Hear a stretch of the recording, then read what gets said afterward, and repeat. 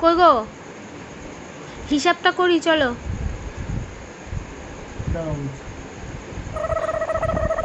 তুমি যে টাকাটা নিয়েছো ওটার হিসাবটা করি, আসো। তোমার কাছে 250 টাকা নিয়েছি। হ্যাঁ। এলাম 250 টাকা। না দাঁড়াও, হিসাবটা করি আগে আমি। এই যে দেখো, তুমি আমার কাছ থেকে নিয়েছো 250 টাকা, একদম। আর 250 টাকা সুদ বেড়েছে, 250 টাকা সুদ বাড়লো। একদম। এবার যোগ করি, 0 0, একদম। 5 আর 5 10, আর 2 আর 2 4, হলো তো 4100। 250 টাকা আবার 500 টাকা কি করে হয়? দাও 4100 টাকা দাও। একদম একদম দিচ্ছি, তারও তোমার টাকা।